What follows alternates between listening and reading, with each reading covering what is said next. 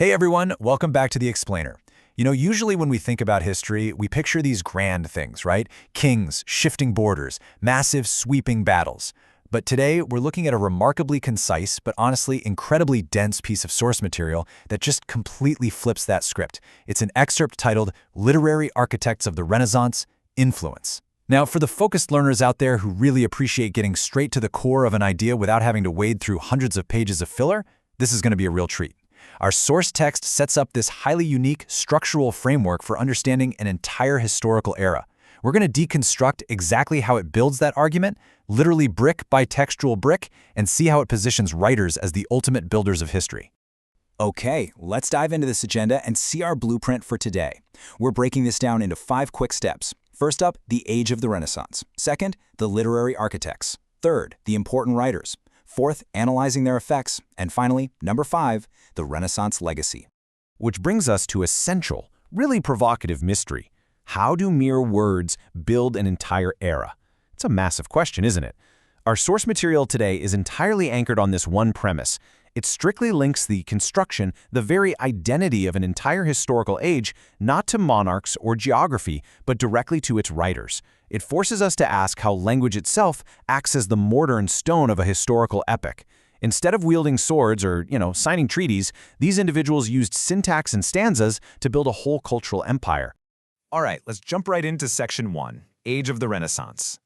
So the excerpt defines this era fundamentally by the presence of important writers and their subsequent cultural effects. It's actually almost shocking in its simplicity. Think about it for a second. No politics, no economics, no exhaustive lists of military campaigns, just a purely literary phenomenon. Usually, history textbooks give you, 1,000 variables to memorize? But here, the era simply is the writers and the effects they produce. By omitting all those traditional markers of history, the source is making a super bold claim. The true measure of the Renaissance isn't found in who was sitting on a throne, but in who was holding a pen. Let's move to the timeline and see how this builds. Because the source relies so heavily on that concept of effects, we can actually map out a definitive chronological arc here. Era 1 is the pre-influence period, that blank slate right before the writers begin their monumental work. Era 2 is the actual age of the Renaissance, which the text positions as the active phase. This is where our architects are actively building. And finally, Era 3 represents the enduring effects, or the legacy phase. The source's absolute insistence on the word effects dictates that the impact of these writers isn't just contained to their own time. It stretches out across this timeline, rippling forward for centuries.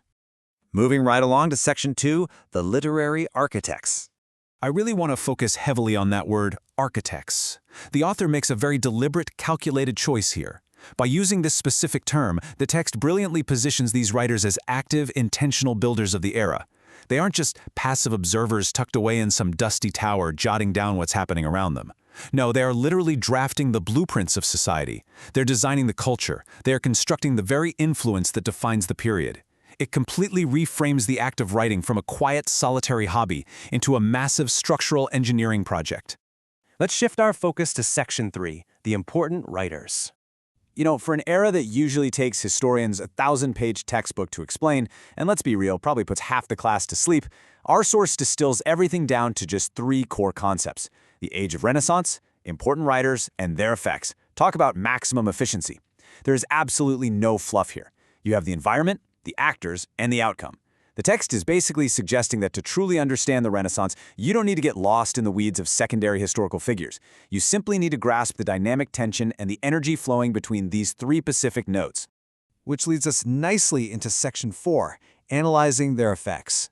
Now, what's really interesting about this is how it establishes a clear, almost scientific cause and effect relationship. The cause is the important writers. The effect is the Renaissance influence. The source material does not present these as 2 separate ideas that just happened to, carpool in the same century. It binds them together fundamentally. The writers are the catalyst. The Renaissance influence is the direct, unavoidable result. Without the cause, you simply do not get the effect. It's an unbroken chain of intellectual momentum. And this brilliantly illustrates the clear 3-step logical progression implied here. Step 1, the writers emerge. They arrive on the historical stage, carrying brand new perspectives. Step 2, the writers create. This is the physical act of architecture, putting pen to paper and laying the foundation. And step 3, their effects shape the Renaissance. The creation isn't just art to be admired on a wall, right? It's a kinetic force that actually molds the era. The text outlines this forward motion, an unstoppable sequence of literary physics where words literally generate historical reality. Finally, let's wrap things up with Section 5, the Renaissance Legacy. Let's look at the absolute raw data of our source text, the complete excerpt in its unedited form, Age of Renaissance, Important Writers and Their Effects. This is it. So, the crucial point is that this incredibly succinct phrase is the entire architectural model. It's almost mathematical in its precision.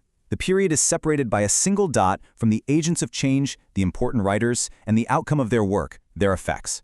In just a handful of words, the source provides a complete, self-contained theory of historical influence. It totally proves that you don't always need massive volumes to convey a profound conceptual framework. Sometimes, the most staggering ideas are the ones stripped down to their absolute bare essentials. Which brings us to our final thought.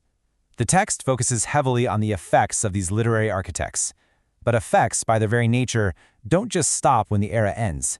They ripple outwards into the future, reaching all the way to us today. So we really have to ask, how did the effects of these literary architects still echo in the books we read today? If they built the foundation of the Renaissance influence through their words, what parts of our modern intellectual houses are still resting on those exact same structural pillars? It's a fascinating legacy to ponder. Thanks for joining me on The Explainer today. Keep analyzing those blueprints, keep focusing on the structure of ideas, and as always, keep asking the big questions.